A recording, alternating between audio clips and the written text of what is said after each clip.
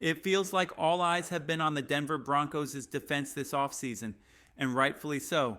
But somewhere along the way, people forgot about the offense. And let me tell you, that might be the biggest mistake of all. Today, we're setting the record straight. Because this Broncos offense, it's quietly building into something special, something dangerous. And there's one name on that side of the ball that fans need to circle in bold. He's primed for an explosive season, and it's time the football world takes notice. Let's start with the facts. Sharp Football Analysis, one of the NFL's top analytics platforms, just dropped their rankings for the best offensive lines heading into the 2025 season. And guess who came in at number 2? That's right, the Denver Broncos. This isn't just a fluke or some social media hype. According to Sharp's data, the Broncos' offensive line ranked in the top 4 on every single ballot they evaluated. That's consistency. That's dominance. And that's the kind of trench play that wins games in January. Leading the charge is Garrett Bolles at left tackle, an absolute wall. Last season, he ranked 3rd in pressure rate allowed at his position. In a league where edge rushers are faster and nastier than ever, that's no small feat. But here's where things get interesting, and honestly, a bit frustrating. Despite all this praise, the analysis tossed in one line that didn't sit right: a talent-limited offense. Seriously? This offense is not talent-limited. It's just underestimated. And that's exactly how this team likes it. Quiet, overlooked, ready to punch you in the mouth when the lights come on. And let me be clear, I hate that talent-limited label. It's lazy. It's wrong. So let's fix that headline, Mr. Sharp. How about this instead? The NFL's most dangerous up-and-coming offense? Why? Because this Denver Broncos team had the second youngest playoff roster in the entire NFL last year. Not in the regular season, not in meaningless power rankings. In the playoffs, that's where it counts. Only the Green Bay Packers fielded a younger team, and the Broncos weren't far behind, just 3 months older on average. So how can anyone sit back and judge this offense like it's already peaked? We don't even know how high these young players can climb, and that's what makes this team so exciting. This isn't a talent-limited offense. This is a group bursting with potential, especially when you look at the offensive line. Let's give these guys the respect they've earned. This is one of the most well-rounded, battle-tested trenches in the league.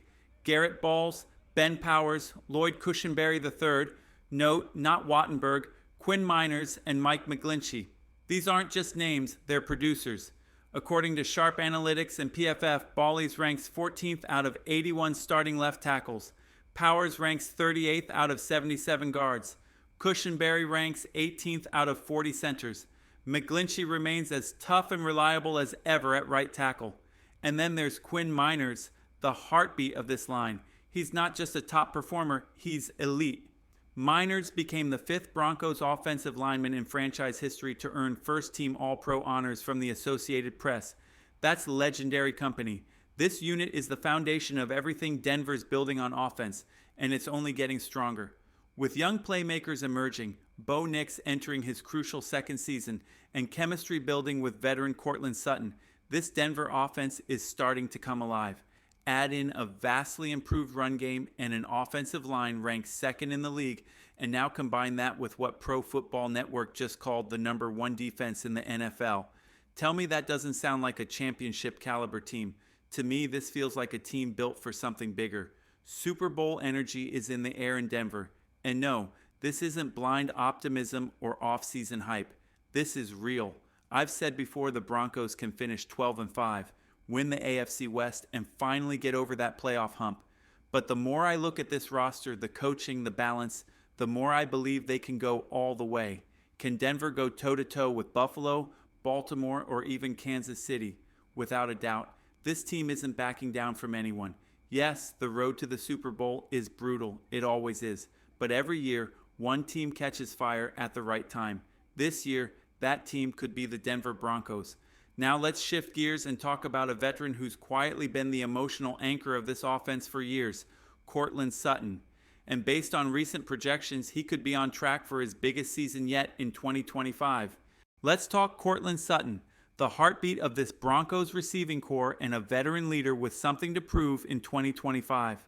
Recently, ESPN dropped their projections for Sutton's upcoming season, And unlike the lukewarm takes on Bo Nix, these numbers actually feel pretty close to reality. ESPN has Sutton logging 125 targets, 75 receptions, over 1,000 receiving yards, 9 touchdowns. Honestly, not bad, especially with Evan Engram joining the offense, a tight end who thrives in the middle of the field and is going to take some heat off the outside. But here's why I think Sutton's numbers will be even better. My projection: 130 targets, 83 catches, 1,240 yards, 9 touchdowns. Same TD total, but more yards. Why? Because Engram's presence opens up the field in a way we haven't seen in Denver in years. Defenses won't be able to key in on Sutton the way they used to. He's going to get more one-on-one looks, and when that happens, Sutton wins. Period. This is a guy who's been through it all in Denver. The highs, the lows, the rebuilds. But now, with a retooled offense and more help around him than ever before, he's ready to explode. Courtland Sutton isn't just a possession receiver anymore. He's becoming a serious deep threat, and the data backs it up. According to PFF, the deeper Sutton runs, the better he performs. His route grades increase dramatically the further downfield he goes, especially beyond 20 yards. That tells you something crucial. Sutton isn't just fast, he's dangerous. His ability to create separation off the line, find soft spots in coverage, and attack deep zones makes him a nightmare for any secondary.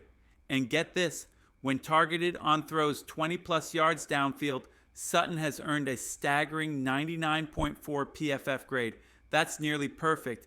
It confirms what Broncos fans have always believed. When the ball goes deep, Sutton's coming down with it. This could be the career-defining year for him. He's healthy, focused, and finally has a supporting cast that allows him to shine in the role he was born to play. But here's where it gets even more exciting. When Sutton stretches the field, it opens things up underneath. And that's where players like Evan Engram and Troy Franklin come into play. Engram thrives up the seam. Franklin, he's a slot assassin, working the 0 to 10 yard range with sharp routes, sure hands, and quick acceleration. That's his sweet spot. And with defenses pulled deeper to account for Sutton, Franklin is going to feast on the short to intermediate game. This offense is finely balanced, weapons at every level of the field, and that's what makes it so dangerous. Now let's take a look at how this starting wide receiver group might shake out for 2025. Courtland Sutton is locked in as the X, the boundary weapon who stretches the field vertically and sets the tone. On the opposite side, you've got Devon Vale, a big-bodied target with underrated route running and physicality. That gives you your outside threats. In the slot, you've got options, dangerous ones. Marvin Mims, Troy Franklin, and Evan Engram can all rotate in, creating mismatches based on formation, whether it's trips, empty sets, or spread looks. Each brings a different flavor. Mims with his speed, Franklin with route precision, and Engram with veteran savvy up the seam. And don't overlook R.J. Harvey out of the backfield. He may not have been known as a top-tier receiving back in college, but in this offense, his hands and quickness will become a weapon, especially when the defense is already stretched out trying to cover Denver's arsenal of pass catchers. This is what makes Bo Nix's second year so intriguing. He's got weapons at every level, and with that lightning-fast release of his, this offense should be built around quick decisions and explosive plays. The difference between year one and year two, it's going to be night and day. As for Courtland Sutton, 1,150 yards. If he stays healthy, that's not just a fair bet, it's an expectation. He's playing with hunger, with chemistry, and for the first time in years, with a supporting cast that lets him be himself. The Broncos' offense is no longer a question mark. It's a statement waiting to be made.